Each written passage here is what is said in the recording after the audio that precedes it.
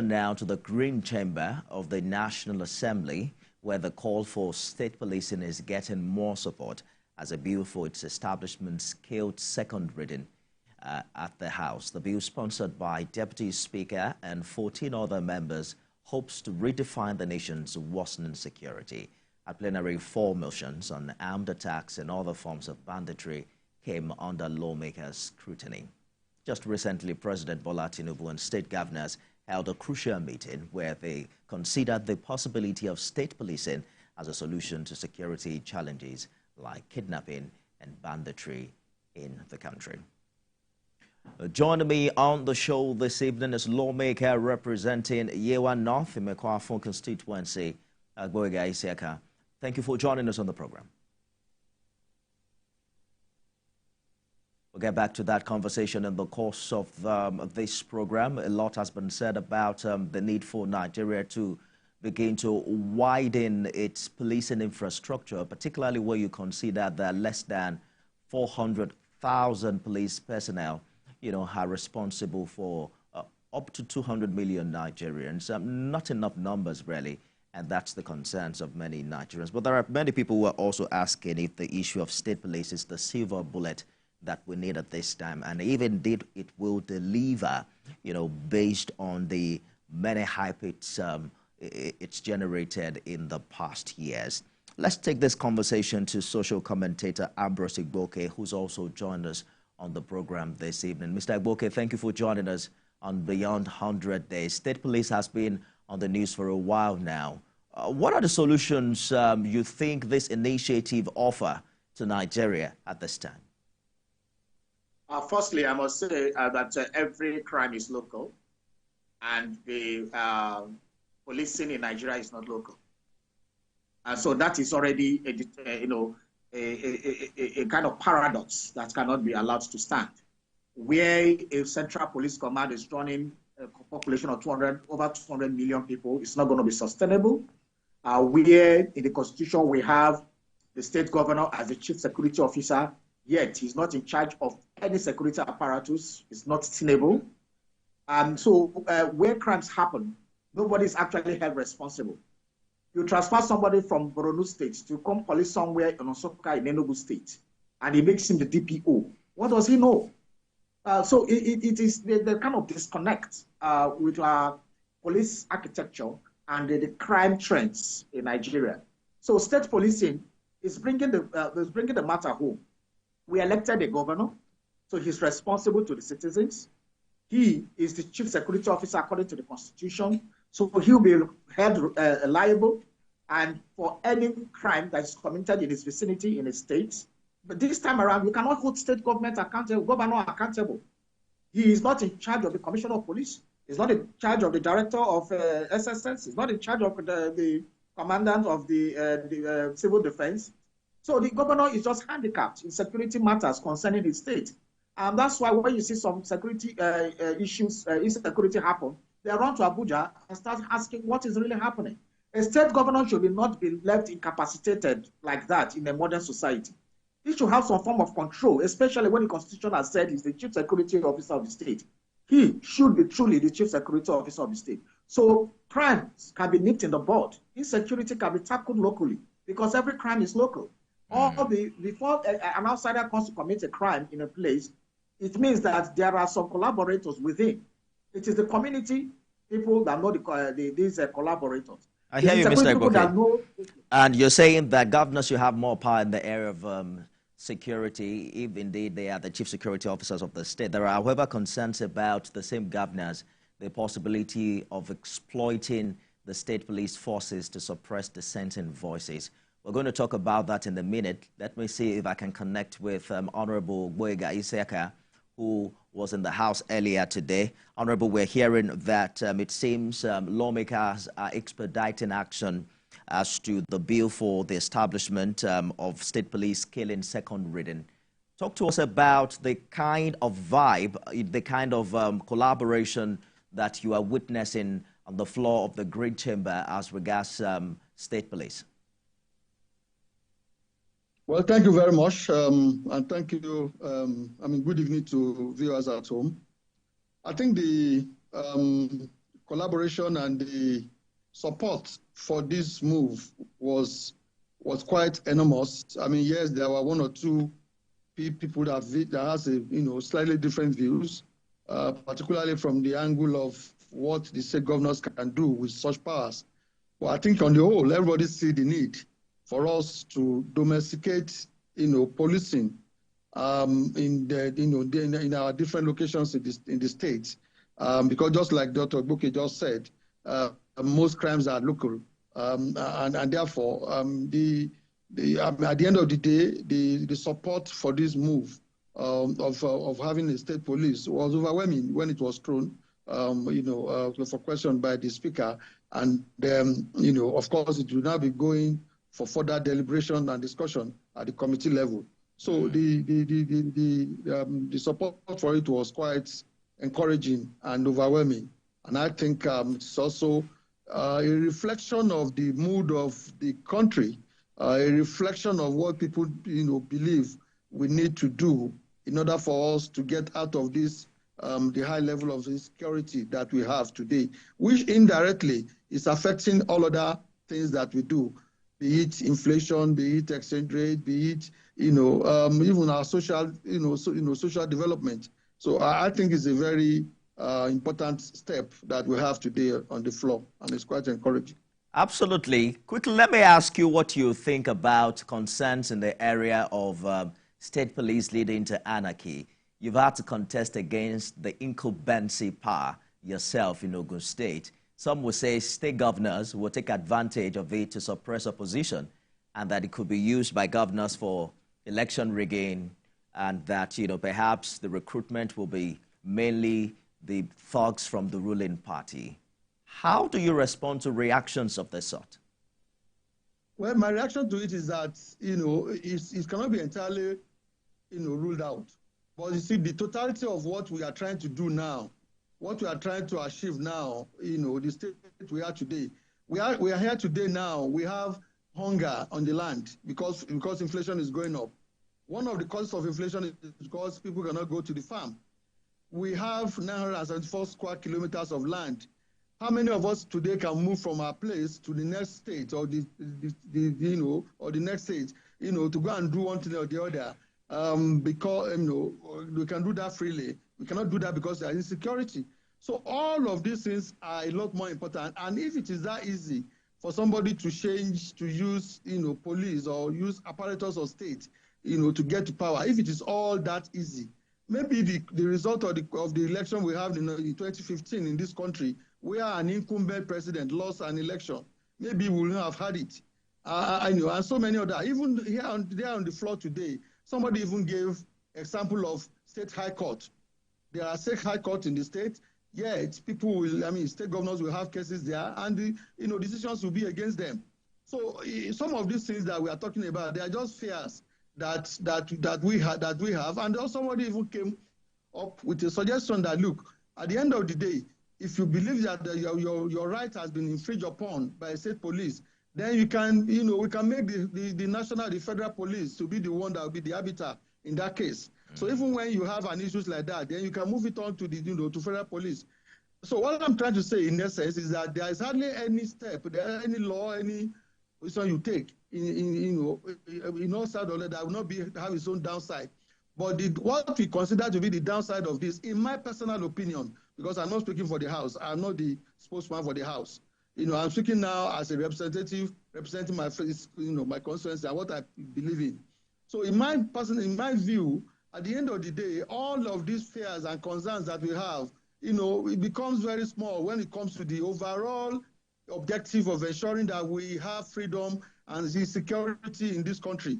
We can't move around. We can't, when you get to the airport these days, it's all it's all fully, jam-packed because you cannot even move around in the state by road. So all of these things are very important, and I think that those concerns are concerns that can be dealt with, that we can at least have solutions to reasonably when we move to the next, which will involve deliberation and discussions all across by the people all across the state. The country. So I think that, and again, this is a constitutional issue. It's still going to go through many stages, and I think some of those things can be taken care of. But I think in the whole, the benefit that we stand to derive from this personal view, like I said, I think is a lot more important than some of these concerns and fears that we have. We'll explore more of that, Honorable, in a short while. Stay with us, everyone. We'll take a short break. We'll be back with more. Bola Ahmed Tinubu do solemnly swear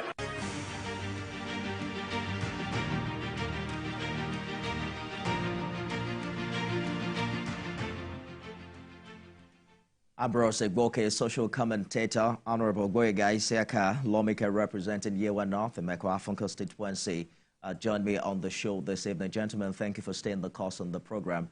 Do you agree with the Honorable, Mr. Egboke, that perhaps the sentiment that state police will be easily manipulated by governors doesn't hold water, and that it actually might work?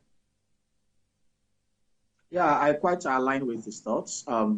Basically, as he summarized, the overall effects and impacts of state police, the positive impact it has far, outweighs the negative effect it may have. So one should not be afraid. Of course, every system is open to being abused, but it doesn't mean that there are no laws to check, to checkmate these things. So while we say there's state police, there also be the function of the federal police in its own. So if we go to the United States, where they even have county police, even the local government have their own police apart from the state. So these states have a way they're intertwined and they work. So it doesn't mean that a governor is isolated.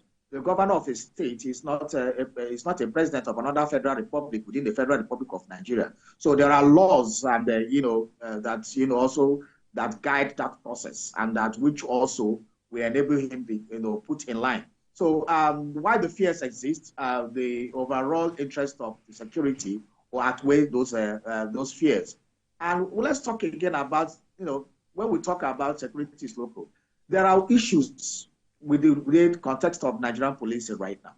We have seen situations where state governments kit the police, buy equipment, buy vehicles, buy communication gadgets, and even buy weapons for police posted in the state, only for the federal government or the IG of police to move those police officers that have been trained. I remember a particular case of, I think it was River State, when Honorable Rotimi Amechi was the governor. They trained some of these people, sent them to Israel, trained by Mossad and some other things, and they came back for the purpose of policing River State. Before you know what was happening, they were posted out of the state. So even the investment in security, in the policing, the state governors are not comfortable with it, because after you've trained, you invested your resources, these people can be moved out of your state.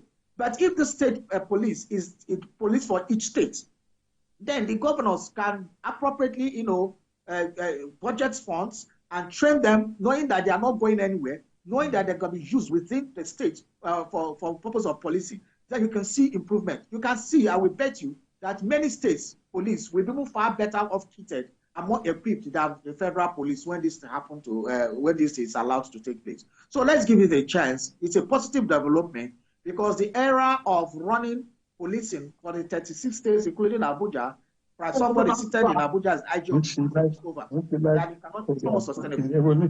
Indeed, absolutely. Let me bring the Honorable back into this conversation. I had a guest on the show yesterday who was advocating a multifaceted approach that will include local government and judiciary autonomy alongside the creation of state police. His argument is that the only way you can ensure that state police is not abused is if you give independence to the judiciary and also allow some level of financial independence to the local government across board. Is that a direction you think lawmakers are looking at, and how feasible is this? Okay, that's to me, right? Yes, to you, sir. Yeah, definitely. I mean, it's not just for state police matter. That's why we need independent judiciary. I believe we need an independent judiciary even for business to run very well. Because if you know that there's a rule of law and whatever happens, we have an independent arbiter that would listen to it. It will make you'll be more comfortable. And in all other spheres of human life. So definitely yes. I mean, for the issue of state police, at the end of the day, when there are concerns or when there are issues or when you feel cheated or when you feel that you have not been treated right, you want to take it to a body that should be independent. That can give you, where you get justice, and that is the judiciary. So we need an independent judiciary. We need an independent judiciary for all that we do as a country. Our institutions, like we have said many times, needs to be very strong. And one of those institutions that need to be very strong is the judiciary. So, yes, I agree that we need that, but not only for the state police matter, for even everything that we are doing as a people. We need an independent, even the one that we have now. When you have issues with the police, with the federal police that we have now, where do you take it to? You can only take it to the judiciary. So I think the issue of the judiciary is, that one is a sine qua non. It's something that is, generally required for us to be able to have a free, fair, and, very functional society and country. So a colleague of yours at the Senate is calling for the introduction of a bill that allows civilians to own and carry firearms. I think it's Senator Ned Nwoko, who believes strongly that that's the way to go in the face of the security challenges we are faced with. If that bill is to come to the House of Reps, will you support it? At this time now, subject to further information and reasoning, I will say no. At this point, I will say no. I think we need for us to strengthen those institutions, the police. Let's have community policing. Let's have state policing, and those ones, in my view, should be enough to take care of our need, other than for us to begin to carry arms as individuals. I will say for now that my view about it will be a no-no. Mr. Igboke, what do you think? His proposal includes, verification by 2 doctors on the issue of mental health. You'll get verification from the chairman of your local government, and I think from the traditional institution. I don't think we are ripe for personal purchase of arms. Where we want to copy the Western nations like the United States of America, we should also consider their history. We should also consider their trajectory. But we should know why it was made, this is law, that they are free to own arms. We should also look at the trainings that, has to go with it, the licensing of the arms sellers, and the systems that they have to protect the citizens. We don't have those things here. We have hunger in the land. We have insecurity. One of the factors that fuel insecurity in Nigeria is hunger, joblessness, and a whole lot of despondency among the citizens. So if you go arm people who are already hungry, people who are angry, people who are despondent, then you don't need any psychiatric evaluation to know that people are having a tough time. And so you now arm those kind of people. Therefore, you have multiplicity of crimes everywhere. So I don't think we should, start making statements just for the purpose of it. And these statements are fanciful statements that are really not, in tandem with the reality of our situation. The reality of our situation is that we are not well under-policed. The central police structure in Nigeria is not working. Our police are under-equipped, they are underfunded, and this is because everything about this is an exclusive list.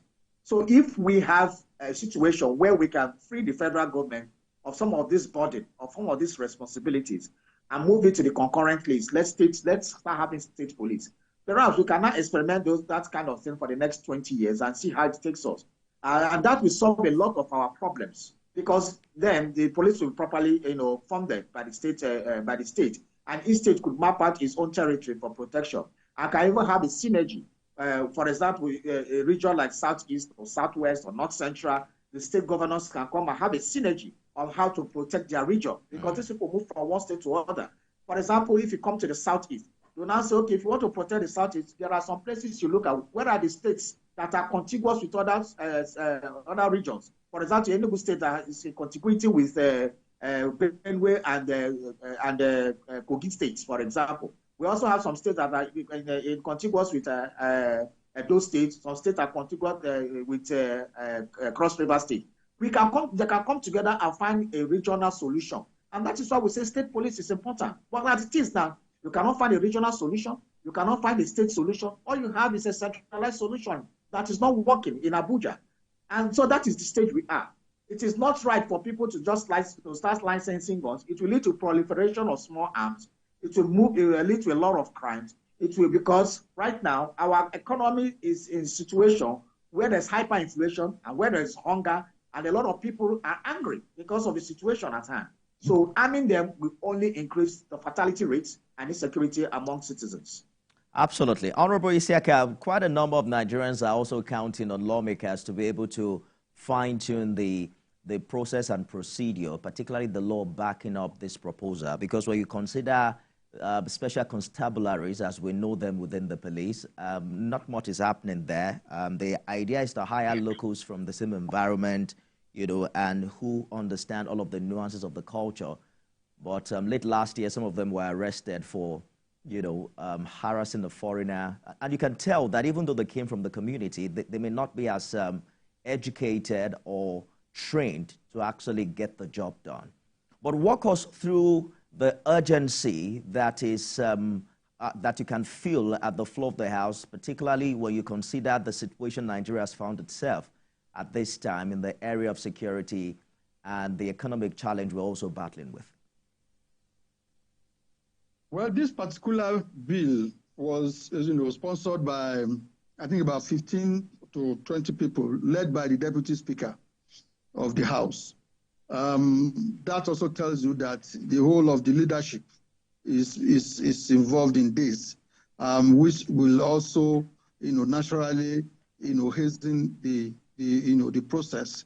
And then secondly, on the floor today, practically everybody on the floor today wanted to speak about this matter. Also tells you that the level of interest is quite high. And of course, everybody was quoting and, giving reasons, supporting it from their experience in their locality. There's hardly anywhere today, in any constituency today, out of the 360, that doesn't have cases of kidnapping, either kidnapping or one, misdemeanor or the other. So I think the level of urgency is quite high, particularly when this is already been linked to so many other things. Even all these we are talking about inflation today. Most of the greater percentage of the inflation we have today is related to food inflation, because farmers cannot go to to the farm and things like that. Therefore, it will go through the process. It's a constitutional issue. Amendment issue rather. It's been sought that we should move it from exclusive list to concurrent list, where any state that has the capacity can make application as it were. But of course, all this will be subject to further debate. Right now, after second reading, it will now go into the committee, and then of course they can now call for broader discussion around it. And then the Senate will do the same. And then because it's constitution, it also has to be passed by a number of state assembly, I think 2/3 of the state assembly that we have. So these are all the process that we have. But the good thing is that everybody is feeling this. And because everybody is feeling this, there's a tendency that everybody will be interested in look what is the solution. Okay. Like Dr. Agboke said, already a lot of the states are spending money on this matter for now. So everybody, will be interested. So I see something that will move quite fast. Of course, discussions along the line will tell us there will be ups and downs in terms of suggestions and all of that. But at the end of it all, I'm optimistic that we'll have this done. And then when you consider the fact that recently the 36 state governors and the president had a meeting, and I think even at that meeting, the feelers from there was that this was also brushed, right, and it got some positive report. Okay. I think between the executive and legislature, I think we are both looking at this from the same angle. Absolutely. Lawmaker representing Yewa North, the Mekwa constituency, GNI, thank you for talking to us. Ambrose Igboke, social commentator, live from Enugu. Gentlemen, thank you so much for joining the conversation this evening. Thank you. That's our show today. You can watch it again at midnight and at 6 a.m. tomorrow. I am Nifemi Oguntoye.